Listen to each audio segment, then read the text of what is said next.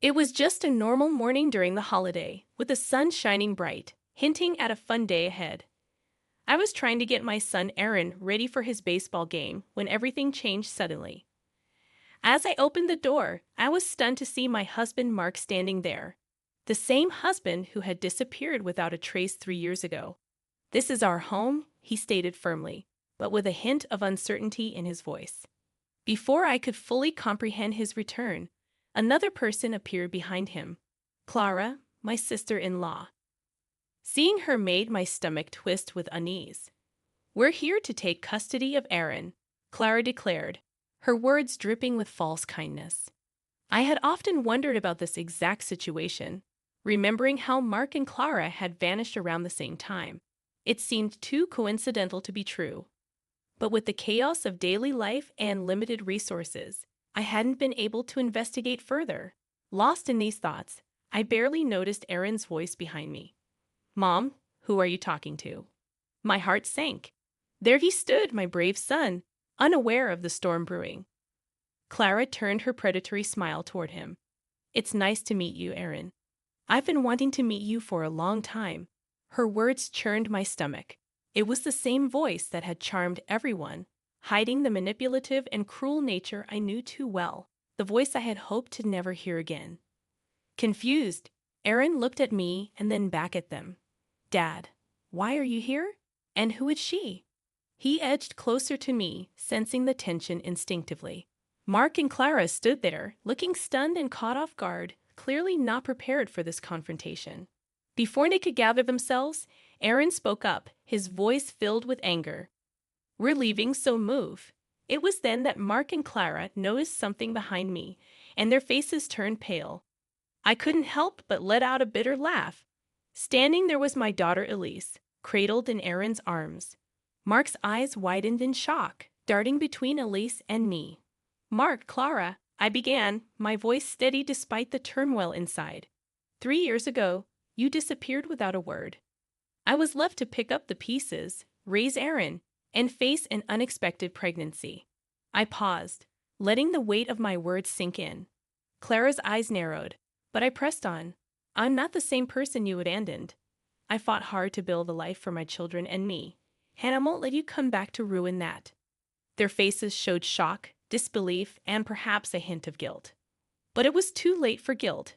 The wounds they caused were too deep. "Please leave," I said firmly. "You have no right to be here." Mark started to speak, likely with some excuse or plea, but I didn't want to hear it. I closed the door on them, on the past they represented. Turning back to my children, I saw Aaron looking at me with newfound respect, and Elise oblivious to the turmoil. I took a deep breath, steadying my racing heart. This was just the beginning. The battle lines were drawn, and I was prepared to fight for my family's future. The days that followed Mark and Clara's unwelcome visit were filled with a whirlwind of emotions and memories, threatening to overwhelm me like a tidal wave.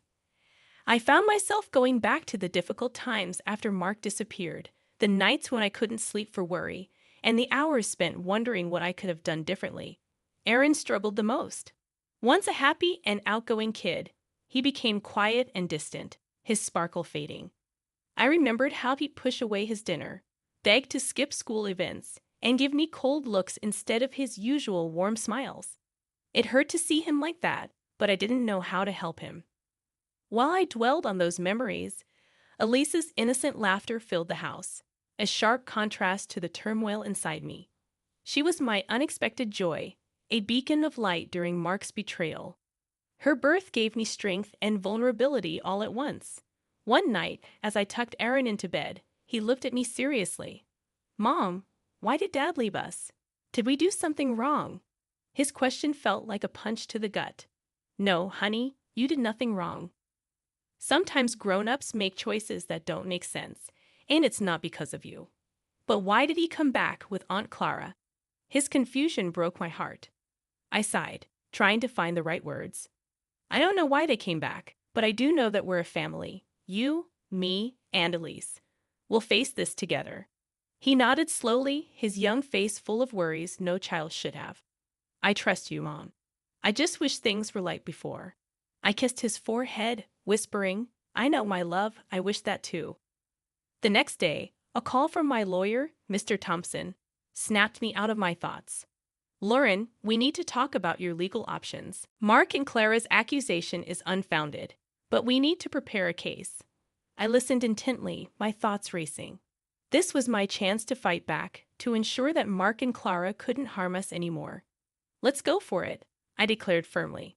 I need to safeguard my children, and I won't allow them to be manipulated by whatever game Mark and Clara are playing. Mr. Thompson's voice was reassuring.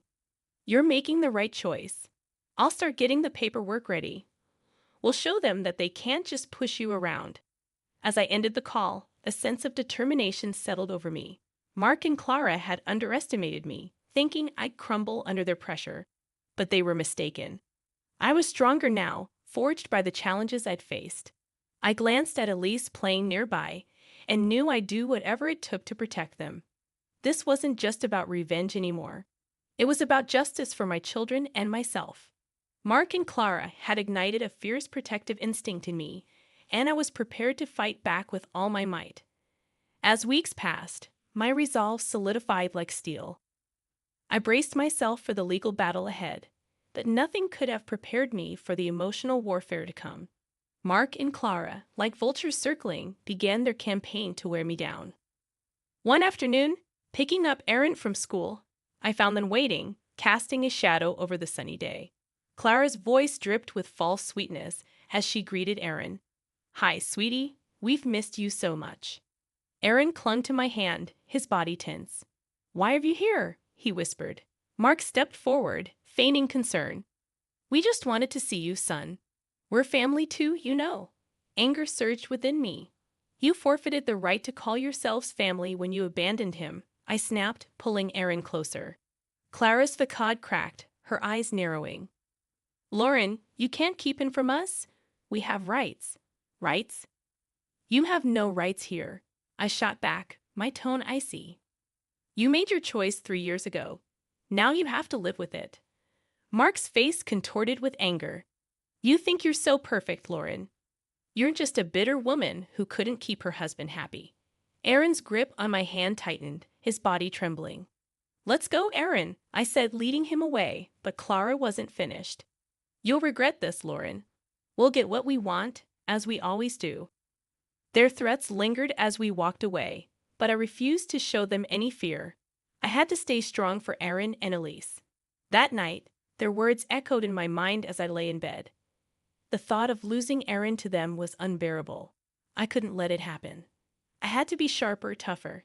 The next day, I met with Mr. Thompson, my resolve like armor. I want full custody of Aaron, and I want Mark and Clara to have no visitation rights, I stated firmly. Mr. Thompson nodded. It'll be a tough fight, but I'm confident we can win. You're a great mother, Lauren. The court will recognize that. As the legal preparations progressed, I found an unexpected ally at home, Aaron. One evening, he approached me, his young face serious. Mom, I want to tell the judge I want to stay with you. Dad and Aunt Clara, they're not really my family. Tears filled my eyes as I hugged him tightly. Thank you, Aaron. That means everything to me. The day of the court hearing arrived like a gathering storm. I walked into the courtroom with Aaron beside me, ready to defend our future. During the proceedings, Clara tried to play the loving aunt, but her words rang hollow. Mark acted like a remorseful father, yet his eyes betrayed his true intentions. When Aaron spoke, his voice steady and resolute, the truth shone through. I want to stay with my mom. She's been there for me when no one else was. The judge's decision was like a ray of hope. Full custody granted to me with no visitation rights for Mark and Clara. Leaving the courtroom, Mark seethed with anger, and Clara's eyes glinted with malice. But their reactions didn't matter. Aaron and I had prevailed together. While the victory in court brought a brief sense of peace, it was short-lived. Mark and Clara, wounded and desperate, became more dangerous. They launched a smear campaign, spreading lies and rumors about me in our community. I never expected the psychological battle that ensued. One evening, Aaron returned from school, his eyes filled with tears he refused to shed. Mom, kids at school are saying you took me from Dad, that you're mean for keeping me away from him. His words shattered me. Aaron, you know that's not true. Everything I've done is to keep you and Elise safe. He nodded, but doubt lingered in his eyes. I know, Mom, but it's tough. They just don't understand. I held him close, feeling his trembling frame. I know it's hard, sweetheart, but we'll endure. We're stronger than their lies. As days passed, the rumors turned uglier. Clara, always sharp-tongued, now wielded her words like a weapon, seeking to dismantle my world. I knew I had to fight back, yet I hesitated to stoop to their level. Then one day, Mark appeared at my workplace, feigning remorse. Lauren, can't we talk, for Aaron's sake? His words dripped with venom, his facade transparent. There's nothing to discuss, Mark. You made your choice. Now you live with it. He gripped my arm tightly. You're destroying my life. Lauren, you and that kid. I pulled away, my voice steady. No, Mark, you did that to yourself. As I walked away, his parting threat sent a chill down my spine. This isn't over, Lauren. I won't give up so easily. The legal win secured custody of Aaron for me, but it didn't put an end to the conflict. Mark and Clara persisted, and I could see how it affected Aaron. He was caught in a battle he couldn't grasp, torn between his biological father and the mother who had never let him down. One evening, Aaron approached me, his face filled with uncertainty. Mom, what if Dad changes? What if he wants to be a real dad? His words struck a chord. Aaron, I understand he's your father, and it's natural to hope for that. But we must see people for who they are, not who we wish them to be. There was a moment of silence before Aaron looked up at me, his eyes clear. I understand. I just wish things were different. I embraced him, murmuring, I wish the same, Aaron. I truly do. Amidst the ongoing battle, my focus remained on Aaron and Elise. They were my pillars, the reason I fought relentlessly. And I'd do anything to shield them, to give them a life free from the shadows cast by Mark and Clara's deceit. Their relentless campaign turned darker, veering into harassment. They seemed omnipresent, at my workplace, near Aaron's school, always lingering, always observing. It became a psychological siege, its weight bearing down on me daily. Yet, I refused to be cowed. It was time to retaliate, to show them they couldn't disrupt our lives without repercussions. I arranged a meeting with Mr. Thompson, my determination unwavering. Mr. Thompson, it's time for more decisive legal action. I want to pursue a restraining order against Mark and Clara, and I want to sue them for harassment and defamation, I asserted. Mr. Thompson agreed wholeheartedly. I believe that's a prudent step, Lauren. Their behavior is intolerable, and they must face the legal consequences.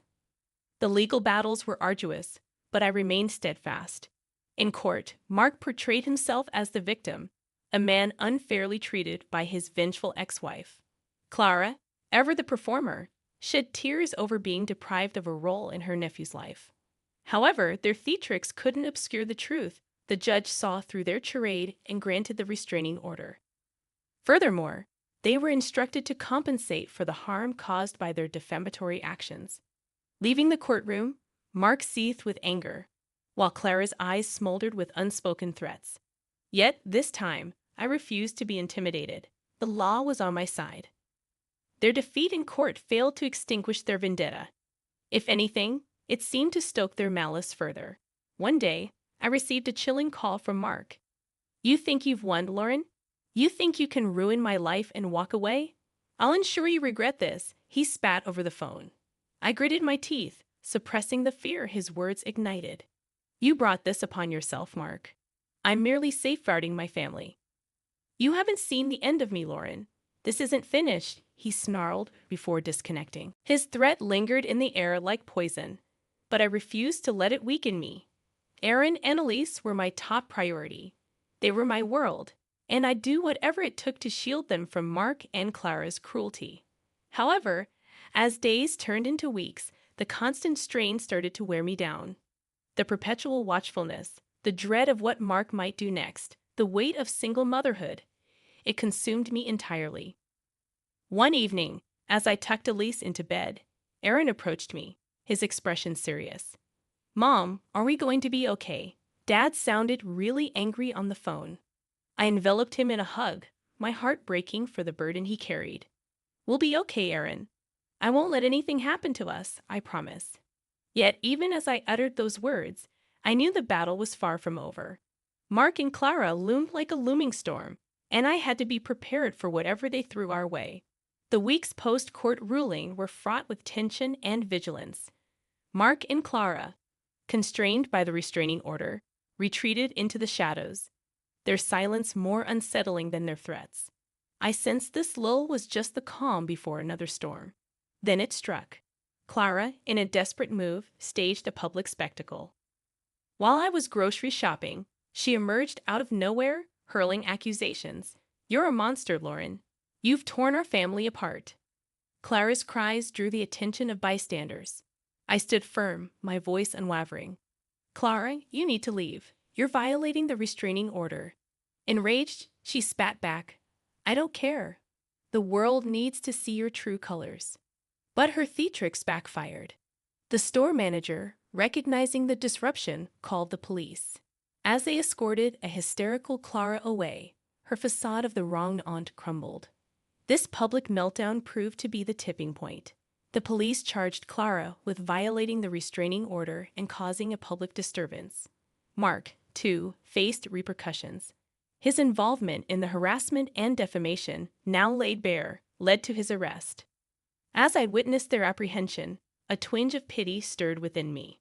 They had plummeted into their own abyss, a pit of lies and animosity they had dug themselves. Yet this feeling was swiftly eclipsed by a sense of justice. They were finally being held accountable for their actions. In the aftermath, the community's perception shifted. The truth about Mark and Clara's deceit and manipulation came to light. Those who had once whispered behind my back now extended their apologies and support. Aaron, witnessing his father and aunt's downfall, grappled with conflicting emotions. "Mom, is it wrong to feel relieved about Dad and Aunt Clara getting arrested?" I squeezed his hand, empathizing with his inner turmoil. "It's okay to feel relieved, Aaron. They caused us a lot of pain. It's natural to seek justice." The battle that had consumed us for months appeared to be at an end. Mark and Clara, once formidable adversaries, were now diminished. Their ability to harm us had been stripped away. As I tucked Aaron and Elise into bed that night, a sense of tranquility settled over me. We had weathered the storm and emerged triumphant. Our future lay before us, bright and full of promise. Though life had thrust us into turbulent waters, we had learned to navigate the tempest. Now it was time to relish the calm, to embrace the fresh beginning that awaited us.